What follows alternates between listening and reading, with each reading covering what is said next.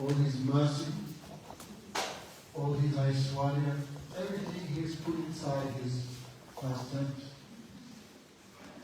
So this hearing of Krishna's Nam Katha, Rupa Katha, Leela Katha, Guna Katha, this all gives so much auspiciousness.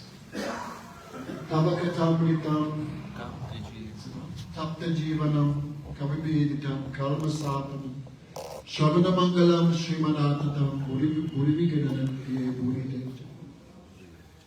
The gopis know the power of Krishna Katha.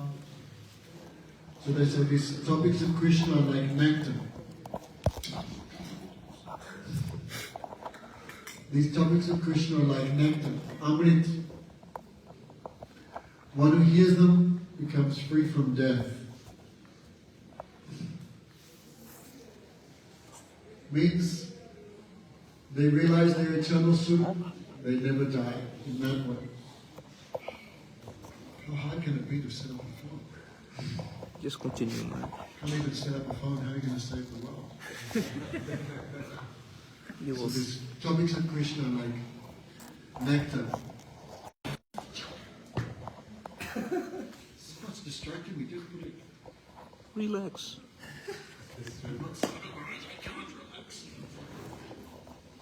So these topics of Krishna like nectar. One who hears them nicely becomes free from death, becomes deathless. Kalma Sapanam and all bad things we have in our heart, like anger, lust, greed, the 6 enemies, all are destroyed by hearing. So, Krishna is the best of the givers of all benedictions. Why? Because demigods also give benedictions. People very eagerly worship Ganesh from freedom from obstacles. Shankar, they worship him for knowledge.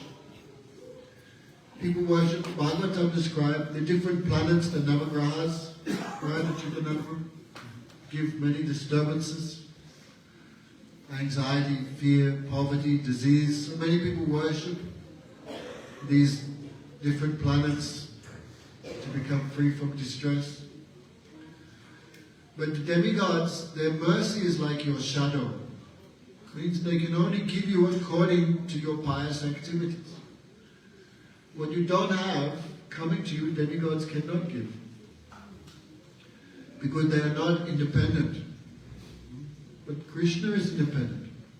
It means what He wants, He can give you. Even if you don't deserve it. Even if you have no Sukriti. Even if everyone else says no, He can say yes. Therefore, Param Deva Moksham, Na Moksha Vidhi. But the problem is, even though Krishna can give everything, we don't even know what to ask Him. We are foolish, no? Krishna says in Chaitanya Charitamrita, no? I know that. No. Krishna says, okay, can I have 2 minutes? From the all-knowing astrologers around. No? Krishna says, one who worships me for material things, he is very foolish. Amar bhajan majai vishay suk amrita chari visay piba ei baramuk. Krishna says, one who worships me for material things, he is very foolish. Why? Because he is throwing the nectar of my direct seva and he is asking for poison. No? But ami vigay morik visay kinanimo swacharana dive visay vodimo. But Krishna says, I am not a fool. A foolish person may ask an intelligent person for something foolish. But an intelligent person will not give something which will destroy that person. No? Like Ravan, he worshipped Shiva for many benedictions, but those benedictions were actually the cause of his destruction. Hiranyakasipu worshipped Brahma for a long time. And what benedictions he got? Benedictions which destroyed him and destroyed the whole world.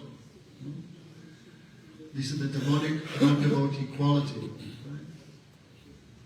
Krishna says they perform austerities, giving pain to the super soul in the hearts of everyone. So the demigods not think whether this is good for you or bad for you, but Krishna thinks this is good or bad for the devotee, and he gives accordingly. Therefore Krishna's mercy always gives good result. In the Pranam Mantra to Chaitanya Mahaprabhu, Surup Damana prayed, Hello Nanita Kede, Visare, Chidapita Amode, Saswat Bhakti Vinode Samade, Chidap Pranamita Amode, Saswat Bhakti Vinode Samade, Chidapita Amode. This Chaitanya Mahaprabhu's benediction, Amando Dayat, his benediction never give any side effect. Not like the benediction of the demigods. And even other incarnations, Guru Maharaj said, like Ramchandra, you see in Ramcharitamanas in Ramayana, Ram giving pure bhakti to anyone? Mostly Ram giving liberation and giving enjoyment. You see the benedictions given by Bhagavan Ramchandra. Material enjoyment in this world, but very rarely giving prema bhakti. But Krishna, he is the best of the givers of benedictions. But what should we ask him for? Na moksha vidimva. So 4 desires are there. Most people want dharma, artha and kama. Most people like Christianity, Judaism, Islam. If you look carefully, what they want? Heaven. What they call swarga. In the Vedic scriptures called swarga. In Christianity they call paradise, heaven. And what's there? Just material enjoyment.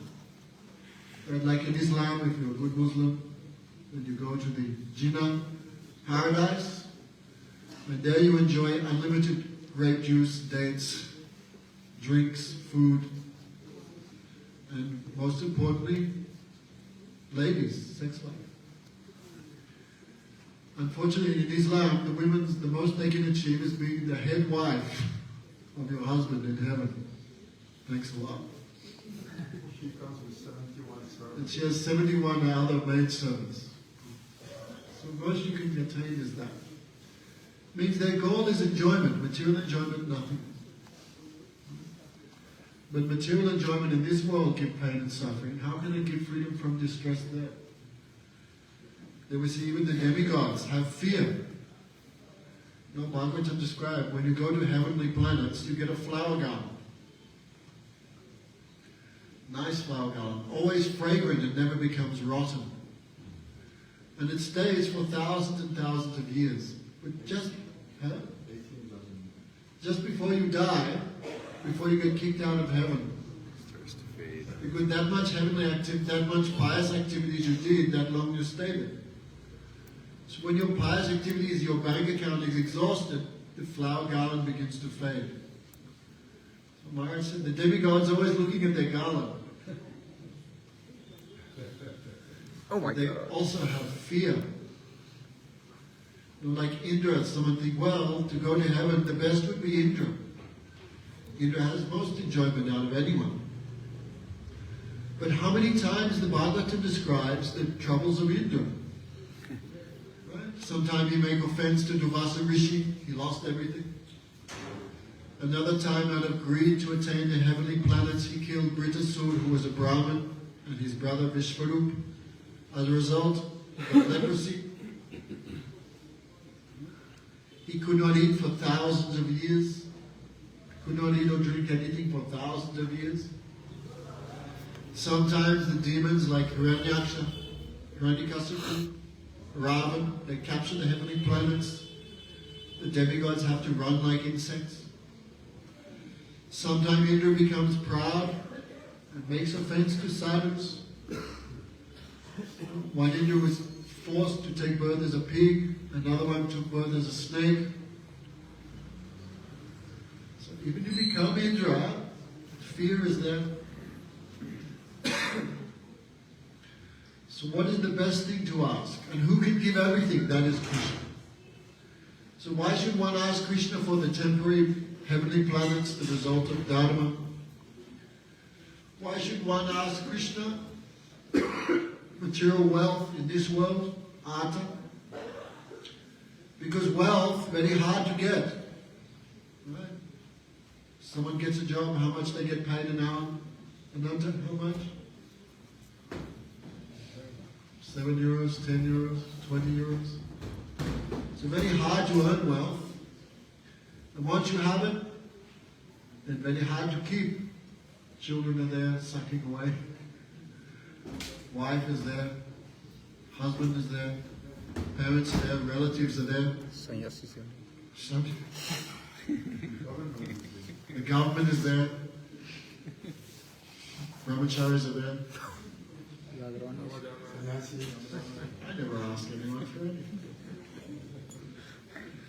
Right? As soon as you win the lottery, all your relatives will come out of the woodwork like termites. Oh, my best friend, my cousin, my uncle. The government always plundering you day and night. This tax, this one, that, GST, this, that. Even when you die, the government takes some share of your wealth. You're dead and gone, but still taking. So wealth, very difficult to attain. Once you get it, very hard to keep. And once you lose it, then you cry, you suffer. So artha, dharma, artha, calm, material desire gives so much headache. 90% of our problems come from stupid desires. Therefore, an intelligent person thinks, well, the best thing to ask will be liberation. Sayuja Mukti, merging with the light, merging with the absolute truth, becoming one with God. Most people think that is the goal of life. But Satyavat Rishi says a wonderful thing. No, that is useless. I don't want that. Even if Krishna offers it to us, we won't take. No, thank you. Give that to Sai Baba and his friends. We're not interested in that. Why? Because Bhagavatam says astonishingly that is also a temporary position. And it's also a material desire. How wonderful. Because desire for liberation means desire from material suffering of birth, death, old age, and disease. So the cause of the desire is liberation is freedom from a material cause. So it's also material. The removal of a material cause is also a material benediction. And it's also temporary. Because even if you merge, that is not permanent position. Because the soul is eternal servant of Krishna. Until the soul not achieve that position, everything else is temporary. When Krishna was in the womb of his mother Devaki, then all the demigods came to offer benedictions. Checking your email there, Mahamantra? Come on. Don't worry, the world will still be there in half an hour. So, the demigods prayed not even to Krishna but to the womb of Devaki, God of Stuti. Because how powerful is Devaki, how wonderful is Devaki. She controlled Krishna, she holding Krishna. So they prayed, Ye anye ravindava muktimaniyas twadasta bhava vivasuddha. They said, those who consider themselves liberated, who merge, what they call kaivalya mukti, still awake there, someone? Getting liberation from the class? No, liberation gives you some temporary relief, but that is temporary. So even those who go to that position of kaivalya mukti, liberation, they fall again from there. Again they come back to this world. Why? Padanti nadrit, because of still disrespecting Krishna. Not accepting your position as servant of Krishna. Therefore, abhasuddha buddhiya, their intelligence is still impure. Again they come to this world. No? And to taste something, there has to be two. Like Gurudev said, can nectar taste itself? To taste nectar, you have to be different from it. Right? Ice cream cannot taste itself. To taste something, there must be an ashraya and nisaya. There must be an object and a taster, a subject. There must be an enjoyer, something to enjoy, and the act of enjoying. Three things must be there. Right? Damanamaj must be there. Tomato chutney must be there. And even if Damanamaj is there, but tomato chutney is there, cannot take because Chaturma Kartik. So the act of eating must also be there. Three things must be there. Right? There's Damanamaj, but no chutney, but desire to eat, no, cannot achieve anything. There's Damanamaj and chutney, but cannot eat because Kartik, no act of eating, suffering. And there's chutney, No Damanamaj has died, and no Damanamaj, there's also nothing. So three things must be there. The object, the subject, and the verb, the act of doing, then you can taste. So liberation, which don't accept these three things, this is useless, like a phantasmagoria, like a dream. Therefore, we should still exist after liberation. If you merge and don't exist, who will taste the happiness of liberation? You don't exist anymore, you've lost your existence, you've merged, so it's like a foolishness. So therefore, Krishna, you give anything, what's the best thing to ask? Actually, Chivakar Mantra would say, Tasmad Guru Prapadyata ki gyasa shrayotama. Therefore we need Guru. Because Guru will tell us what is the best thing to ask for. What is the best thing? We don't know what is the best thing, therefore we're asking for foolish things. Like there's a story, I don't know, many stories of that. Well, there was a lady who had so much firewood on her head, so much cow dung, very heavy. So she fell and all the firewood fell on the ground. Oh, Bhagawan! Then Krishna said, what do you want? She said, help me put the firewood back on my head. We are like that. Oh Krishna, give me more suffering, give me more material things, which give me anxiety, give me more of that. So, what's the best thing? The best thing is devotion, bhakti. Therefore, we don't know what is bhakti, therefore not serious about desiring it. Therefore, tasmad guru prapatita. Therefore, Chivakar would say, therefore we need Guru. Gigyasa shrayutama. And we should ask him one question. Which is the best thing for me? Now, but we're thinking many things are good for me. This is good, that. But really, what is the best thing for you is not known. Therefore, Guru will tell. And if you follow the order of Guru, surrender, then you get it. You don't follow his instruction, don't surrender, how you get bhakti? No? Therefore, idam ki vapur nath gopala bala.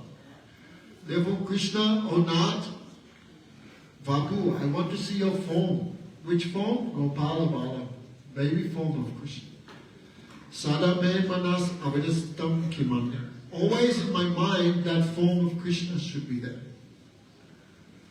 No, like, there's one nice verse. If one sees Krishna inside and outside everything, what need of austerities? No need. And if despite performing many, many austerities, one cannot see Krishna inside and outside, what's the use of all austerities? So that is the highest position, to always remember Krishna. Sounds easy, right? Who can do? We cannot. So, because to love, if you love someone, you can think, but now we love many things. Canada, this, that.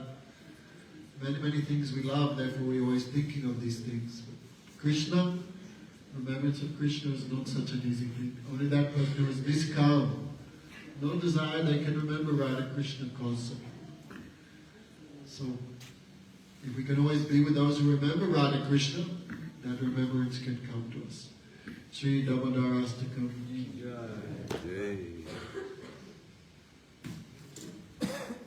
Chianti Vedanta Siega, Shalakai, Svachi Guravena, Mukam Karoti Vachalam,